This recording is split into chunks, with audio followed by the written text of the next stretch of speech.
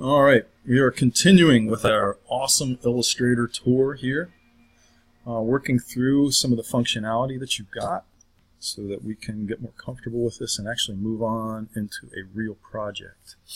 So we've worked with some of the primitives here. Okay, these are things that are available under here. If you wanted to see what's underneath there, there's all kinds of things. One of the things I did not discuss, let's click on the rounded rectangle tool. If I click on this and then with my cursor, I position the cursor, hold down the Alt key and then click, I get a dialog box. I can assign a very specific size to this if that's what you're looking for. So we can say 3 by 3 and we can even spec a corner radius. Corner radius means that it's a rounded corner. Okay, so there we go. We've got that. Now, got this. What in the world is going on here? Okay, watch this.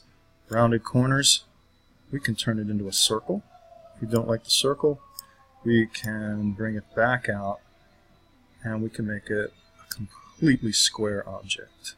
So, very nice functionality. Keep an eye out for these. They appear sometimes unexpectedly, sometimes you're looking for them and you can't find them. Okay? The box around this is called a transform box, okay? Bounding box, how about that? And you can turn this on and off, okay? But your bounding box will enable you to rotate, okay? Remember, you can always undo, right? You can scale variably, okay? Undo. You can hold down the Shift key and constrain to scale, okay? You can... Let's see, I think that's pretty much most of what you can do with the transform box, but you'll notice it's even giving me rotational information there, so that if I wanted to try that again and do that for another object, I will have that information. Okay, so we went over the bounding box. All right. I believe we have gone over a little bit of this with the direct selection tool. Okay, let's go in here. And if I wanted to, I can grab one of these anchor points, okay? You'll notice that we have handles here, all right? Those are called Bezier curve handles, all right? To edit the object, I use the direct selection tool, okay? So I can hold down Shift, and now I have 2 of these anchor points with dark blue boxes. I can move this, but you know what? My Bezier curve handles didn't do what I thought they were going to do. So I can come in here and I can fix this. Let's say I hold down the Shift key, right? And kind of get back to maybe what it would have looked like. Whoa, had 2 objects selected there. Let's undo that. We're getting ahead of myself, all right? There we go. So you can do this. Now, another thing that I have not shown you is if you're in with the direct selection tool and you're working with a curve, watch this. You don't necessarily have to grab the Bezier curve handles.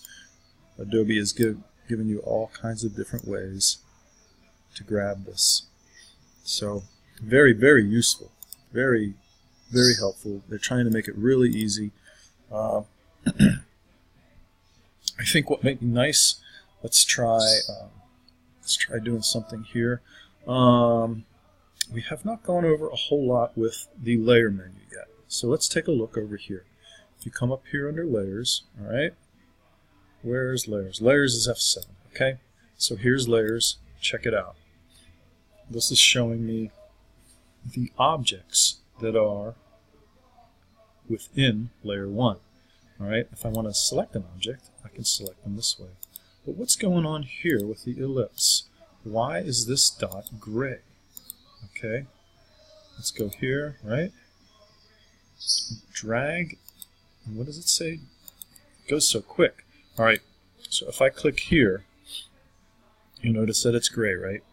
What if I come here and turn this back to 100%?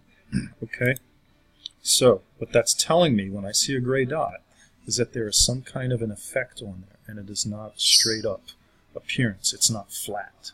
Okay? So if someone were to give you a file and you didn't know what in the world they had done, this is where you would go to find out what was going on. Okay, you can turn visibilities on and off to test things, to find out what they have done. Okay, you can reorder objects in here. Okay, this is a really, really powerful tool. Okay, you can delete an object. Okay, all through here.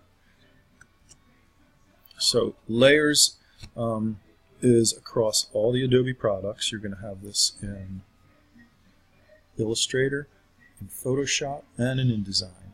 You can lock things down. You can do all kinds of stuff. So here, now we have a layer 2, right? I click this down here to create a new layer. Okay. Another thing we can do in the layer palette is we can come down here, drag this layer over top, and it makes a copy of it. Okay. I can turn off that visibility.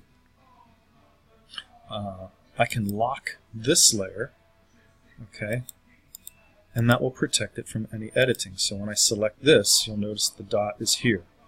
Another thing that you can do is you can color code your layers. Okay, so now if I lock this and I select, I know that I'm working in layer 1.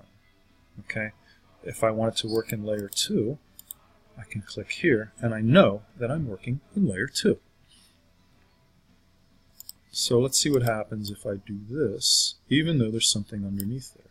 How about that?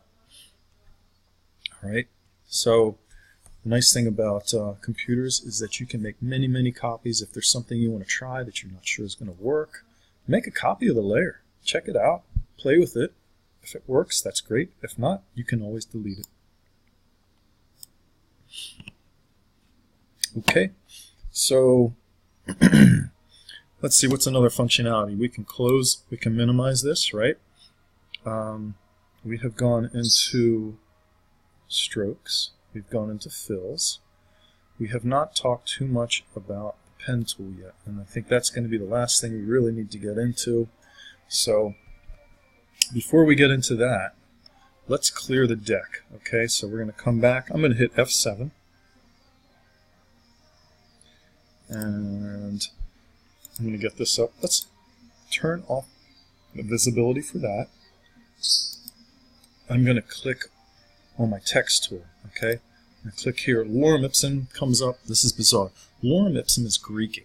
Okay, and the graphics world, when you didn't know what to type, and if you wanted your client to get your client's attention, you would put lorem ipsum in there so that they looked at it and said, why does it say that? And it gets their attention really quickly, and they come up with something. So my initials are CE. Okay, there we go. We have a bounding box here, so you guys should know how this works, right? So I'm going to make this bigger. Okay, now contextual menu up here. We have no stroke. You can give it a stroke, but it's a font. I'm not sure I want to change that. If you come over here, it's not giving me that, is it? Oh boy, I got the spinning wheel of death. Here we go. There we go. You'll notice that as I scroll over this, it's showing me what all these crazy things look like, right? So that would be a pretty complicated thing to trace. I'm trying to get something easy for you guys to trace. All right. So you have a font, and then you have a weight for that font. Okay, so you can have bold, you can have regular, you can have italic. You should be pretty familiar with this with your Word stuff. So now we have a layer. All right, let's lock that down. Let's make a new layer. Okay, now let's have some fun with the pen tool. We're going to save this, and then we're going to come back in a minute, and I will show you what to do with this pen tool. Okay, so let's save. I'm going to hit Control Save.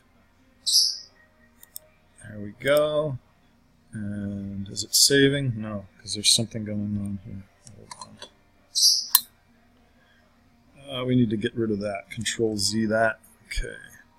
So you'll notice our asterisk going away. All right. So we're good to go. So now we shall save this video.